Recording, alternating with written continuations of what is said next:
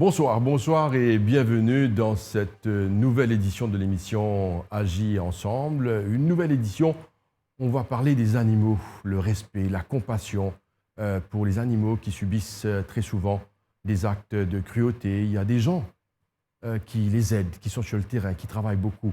Et notre invitée, c'est Ingrid Marie Padaret pour nous partager son quotidien et ce qu'elle fait pour ces animaux. Marie-Ingrid Padaret, bonsoir. Bonsoir monsieur, merci déjà de m'accueillir ici ce soir. Ça me fait plaisir d'être là parce que vous donnez quelque part la voix à ceux qui n'en ont pas. Donc je suis là pour les représenter et pour vous présenter mon travail que je fais depuis plus de 6 ans maintenant. Nous sommes contents de découvrir qui est Ingrid, qui est Ingrid Marie Padaret, parce qu'en fait, on nous raconte une histoire ou antenne, cet amour pour les animaux, surtout les chats. Donc, nous sommes contents de connaître qui est la personne derrière. Pourquoi vous faites ça? Il n'y a pas beaucoup de personnes qui le font. Non. Mais pourquoi vous? Alors, en fait, ça a commencé depuis toute petite. Mon père, lui, il ramassait les chiens sur le chemin. Parfois des gens aussi qui l'aidaient. Et voilà, c'est venu comme ça. Moi, j'étais très allergique aux chats. Je suis née asthmatique, donc je n'avais pas le droit d'avoir. Ça a toujours été un animal assez mystique, assez bizarre de loin que je regardais, que je n'avais pas le droit de toucher. Et puis, je voyageais beaucoup, en fait. J'ai été dans le mannequinat pendant plus de 10 ans. J'ai aussi travaillé dans la vente, donc il m'a permis de participer sur les bateaux de croisière. Quand je revenais à Maurice, ça m'arrivait à ce moment-là de prendre un chat, une femelle en pleine qui allait avoir des bébés et de l'accueillir à la maison. Donc ça a commencé comme ça. Petit à petit, un chat par un chat. Et puis en 2017, je suis tombée malade. J'attendais mon contrat pour partir sur le bateau. Et là, j'ai 5 cervicales et de mon bec qui bougent, qui écrasent des nerfs. Et je me retrouve quasiment paralysée avec des douleurs atroces. La vie change, tout se chamboule. Et à cette époque-là, j'avais 4 chats à mes côtés que je foster. Et ils ont été un des plus grands supports pour moi. Il y a quelque chose de vraiment bizarre que j'ai découvert avec les chats en apprenant, en les observant. C'est qu'ils ont des propriétés très thérapeutiques pour les gens qui souffrent de dépression, qui ont des douleurs chroniques. Le simple ronronnement que Dimoun disait d'un man malade, vous connaissez, man là, en fait, sa vibration-là, il apporte un réconfort physique, bizarrement. Donc, c'est comme on passe dans une douleur atroce, qui me réalise qui sont ces animaux-là qu'a fait pour Dimoun. Donc, ce n'est pas juste être autres, mais comment intégrer les autres dans la société, à cause qu'il y a beaucoup d'idées préconçues aux autres. Nous sommes contents qu'on comprend encore plus. Yes. Les Mauriciens contents l'aspect sanitaire, l'aspect guérison.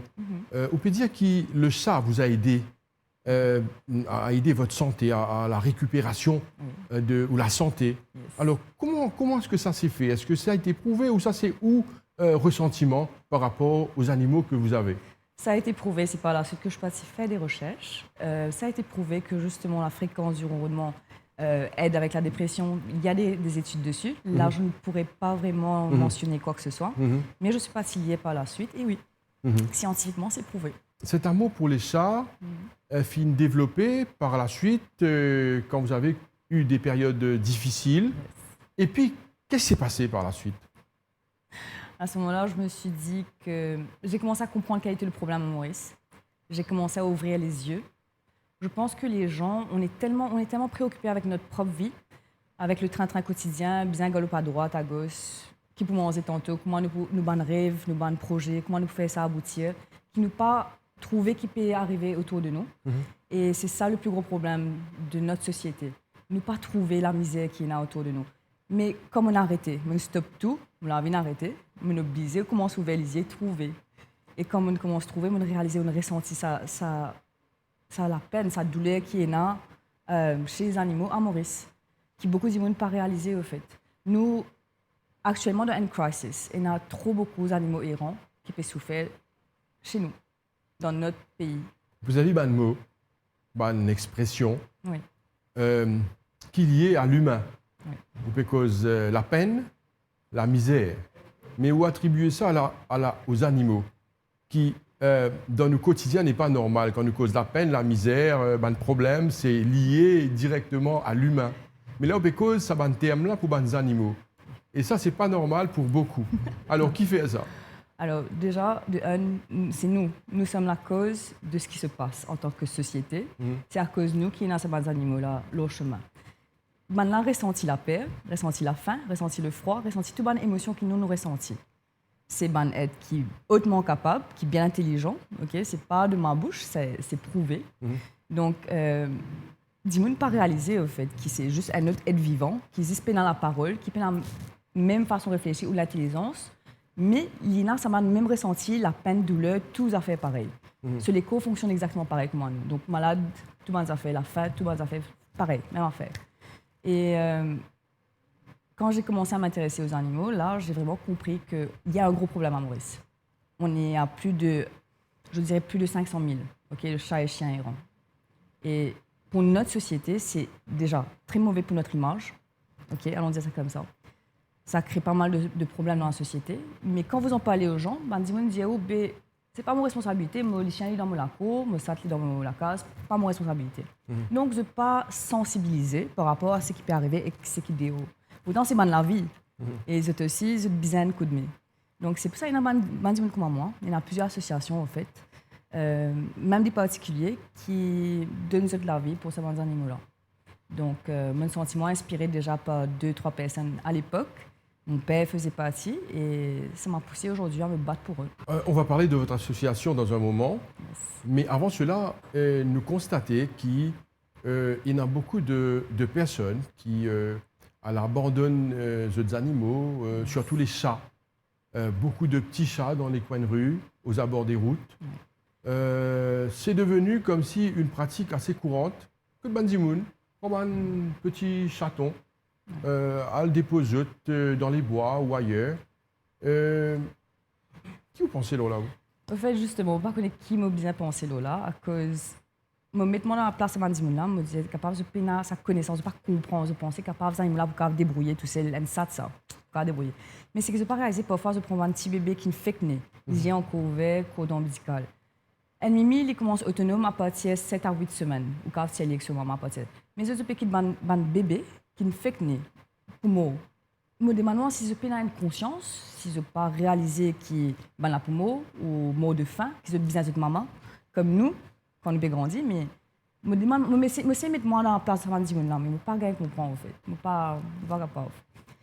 Ça, c'est un gros fléau. Tous les 4 mois, nous avons ce qu'on appelle kitten season. Une femelle chat, tous les 4 mois, il est enceinte, il vous fait une potée. Donc, c'est pour ça qu'il nous sait mettre en emphase leur stérilisation. C'est la façon pour nous combattre ce fléau qui nous peut gagner dans Maurice là. Il y a un problème qui nous peut gagner là, c'est la stérilisation de masse. Donc, la MSO a commencé à lancer quelques campagnes de stérilisation depuis quelques temps, 6 ou 7 mois. Il y a l'association Wellbeing of Strays, avec qui je travaille très étroitement. On travaille ensemble depuis un bon moment. Eux, ils sont spécialisés dans la stérilisation. Et voilà, on fait notre maximum. On essaie de conscientiser les gens, faire eux comprendre qu'ils aillent là. Dans place où ils étaient, stérilisent les animaux. Ou pas pécave qu'on sort un petit, pas besoin d'hésiter, mettre-le au Facebook, il prend un peu de temps, un peu de patience. Quand nous cause une action d'abandon des animaux, est-ce qu'ils considèrent ça comme un acte de cruauté ou un acte criminel? Criminel, oui. C'est criminel? C'est criminel. Parce qu'au petit, la chance à ces animaux-là pour vivre. Au petit de la vie assez cruellement. Ouais. Alors que tout ce qu'on a pour faire, c'est laisser les boire avec sa maman, jusqu'à y arriver là, ce côté cave vraiment mange tout seul. Et après, Rodin Dimoun, qui cave, prend les animaux-là, même s'il prend un peu de temps. Si vous avez un message à passer à ces personnes qui abandonnent des animaux, qui ont des comportements cruels, qui font subir des atrocités aux animaux, qui vous dit ça, Dimoun là? Une seule phrase, stérilise aux animaux. C'est aussi simple que ça parce que c'est la solution. Stérilise aux animaux. Il n'est pas contre la loi bondier, il n'est pas contre la nature.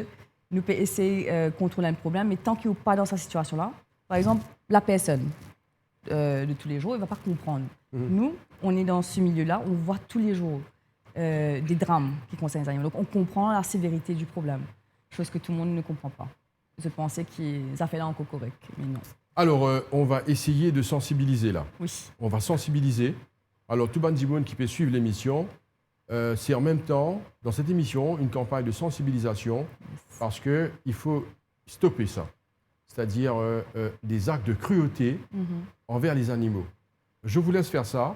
Qu'est-ce que vous avez à dire à toutes ces personnes qui commettent, peut-être dans l'insouciance, des actes criminels, des actes de cruauté, maltraitance envers les animaux? C'est aussi simple que, comme je l'ai dit tout à l'heure là, commence par stériliser les animaux, commence par lier un soin. Et ou pas pour gagner, ça va une complication que tu peux avoir trop beaucoup d'animaux pour bien étaient déjà. Si vous connaissez qui vous fait une MSO, qui peut offrir une stérilisation gratuite pour chiens uniquement, l'association Wellbeing of Strays qui peut aider pour ban mimi, et il y a aussi l'association Black Cat Coffee. Donc contactez-nous, nous cave et nous. Mais il y a dit vous pensez je pas prends ça les temps là, il pas coûte non, au contraire pour comme même quoi il meilleur. Enzimoun est dans, par exemple, des ordures chez lui. Les prend au dia là, ils étaient à côté. Oui. Dans un terrain en friche, ou derrière sur la porte, derrière sur la case, ou chez son voisin. Enzimoun fonctionne comme ça aujourd'hui. Il faut être clair. Donc c'est un problème d'éducation. Voilà. Enzimoun est dans des animaux qui poulient pour encombrant poulie.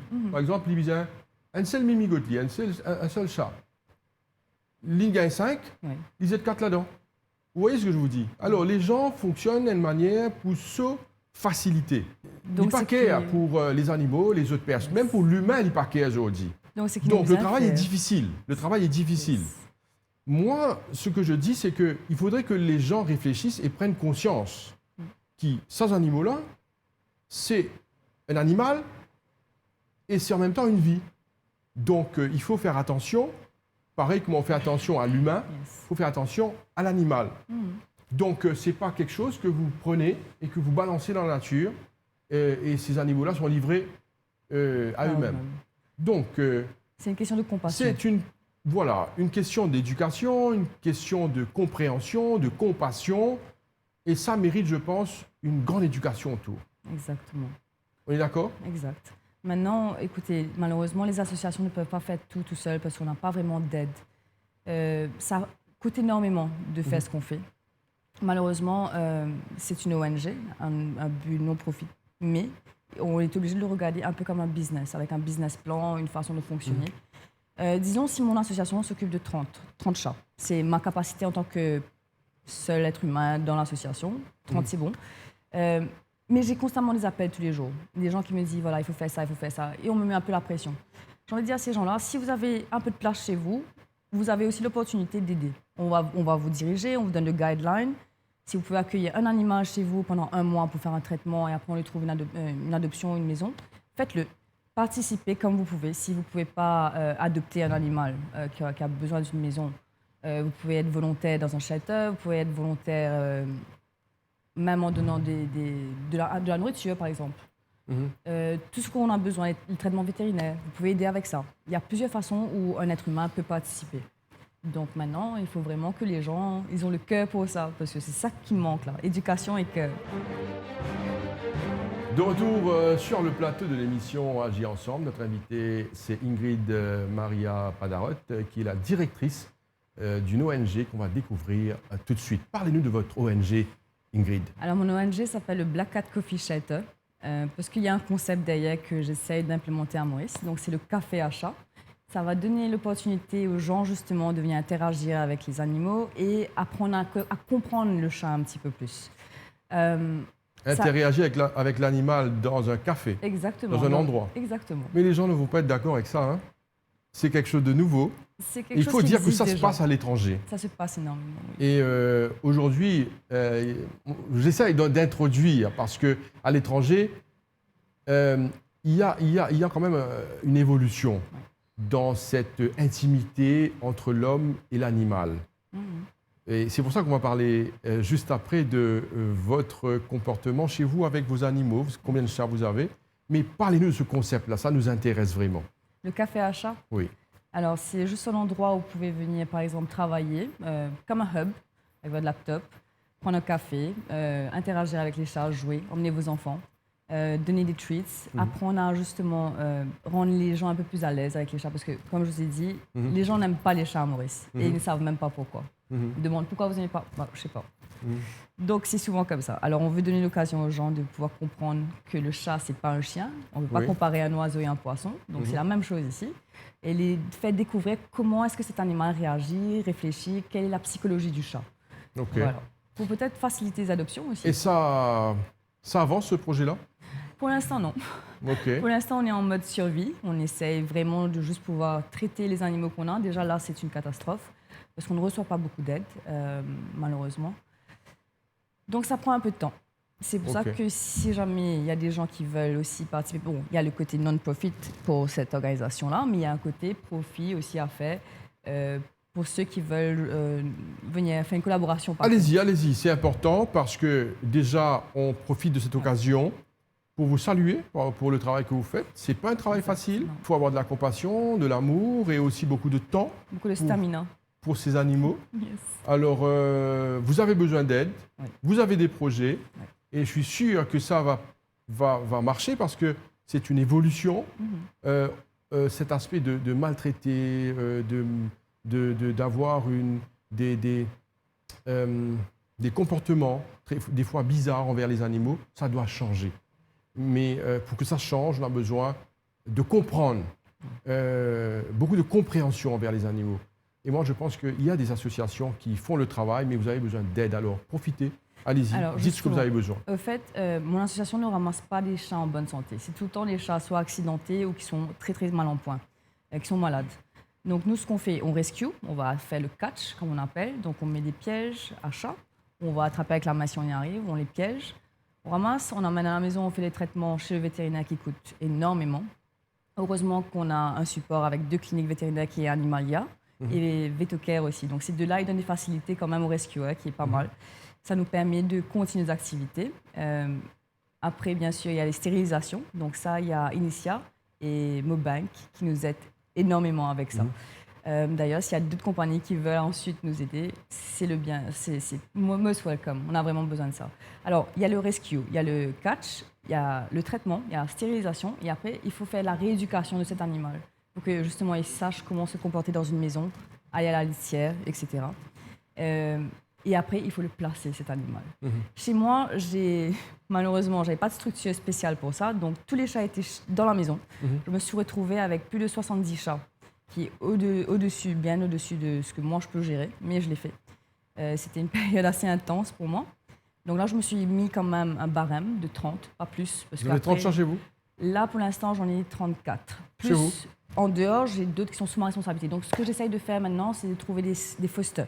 Les fosters, c'est quoi? C'est une personne qui va recueillir chez lui, le temps d'un traitement, un animal, un chien ou un chat. Et nous, à ce moment-là, on va déposer avec le matériel, les médicaments. On fait le suivi. C'est tout. Il donne la place, il donne les soins. Donc, en dehors de chez moi, j'ai d'autres animaux qui sont sous ma responsabilité. Le coût de la nourriture, c'est énorme. Le coût des soins, c'est énorme. Donc, quelque part, il faut quand même le voir, disons, plutôt opérer comme un business. Voilà. Est-ce que je vous pose une question par rapport à ces chats qui sont chez vous? Oui. Est-ce que c'est dans votre maison, à l'intérieur, sur vos lits, sur le sofa? C'est partout? Est-ce que c'est ça? Les chats sont des animaux très propres. Non. Très propres. Mais ça perd des poils. Oui. Là où je suis actuellement, je n'ai pas le droit d'avoir les chats à la maison. Ils sont tous dans le garage. Je les lâche le soir un petit peu pour qu'ils se détendent. Je suis en train d'essayer de construire un petit shelter derrière ma maison, justement, pour lui donner leur espace. Et ensuite, trouver d'autres terrains pour faire un vrai rescue center avec un vrai shelter. Okay, mais ça va venir après. Déjà, là, j'ai du mal à faire quelque chose de très petit derrière dans ma cour. Donc, ça va venir. Mais oui, sinon, ils sont dans la maison. Et j'ai dû jeter des sofas, des tables. Non, ça ne vous gêne pas, d'avoir vos chats dans la maison? Ça ne vous gêne pas? Quand c'est trop beaucoup et quand j'ai mon problème de santé que je n'arrive pas à nettoyer, parce qu'un animal malade, ça vomit tout le temps, ça fait de la diarrhée tout le temps. Je ne sais pas si je peux dire ça à la télé. Mais... Oui. Ok. Ça fait des bêtises tout le temps, ça casse des choses. Donc il faut constamment nettoyer. Et alors, si moi, je suis chez le vétérinaire une journée, que je vais faire des catchs, je rentre chez moi à parfois 9h, 10h du soir. C'est le bordel, je suis fatiguée, j'ai mal. Parfois, je ne le fais pas immédiatement, ça prend du temps. Et là, c'est pas bon, c'est pas bon. Quand vous avez des animaux comme ça, une quantité chez vous, c'est très difficile, très difficile de garder propre. J'ai dû jeter des sofas, des tables, des meubles. Ok. Ah oui. C'est pour ça qu'ils ont besoin de leur espace pour eux, et non pas dans ma maison. Je reformule la question. Est-ce que vous avez des chats partout dans la maison? Oui. Est-ce que vous avez des chats sur le sofa, sur le lit, un peu partout? Oui, mais je n'ai plus de sofa. Ça vous dérange pas, vous, en fait? Ça me Non, dérange pas. je vous pose la question parce que c'est votre choix. Vous vous Ça me sentez à l'aise avec vos chats comme ça? Ils ont des règles à respecter. Oui. On doit Vous arrivez à faire ça? Bien sûr. Il faut C'est-à-dire? absolument. C'est moi l'alpha à la maison. Oui. Et ils savent que quand je suis là, il y a des Vous règles leur à parlez? respecter. Absolument, ils communiquent. Et ils vous écoutent? Ils écoutent et ils communiquent. C'est-à-dire, racontez-nous ça. Ben, écoutez, déjà, ils reconnaissent votre visage. Même après 10 ans, ils vont savoir qui vous êtes. Si vous avez été gentil ou méchant avec eux, ils vont se rappeler de ça. Oui. Si vous donnez des ordres non et oui depuis tout petit, que vous l'habituez, il va savoir. Il comprend les choses. C'est comme un enfant de 5 ans. Okay? Par exemple, le chat qui est sur la table, qu'est-ce que vous dites? Ben, je dis descends. Et ça... Il me regarde, il peut persister un peu. Deuxième descend et puis c'est bon, il descend. Ok. Mais il faut. Je suis obligée, sinon je vais me faire monter dessus tout le temps.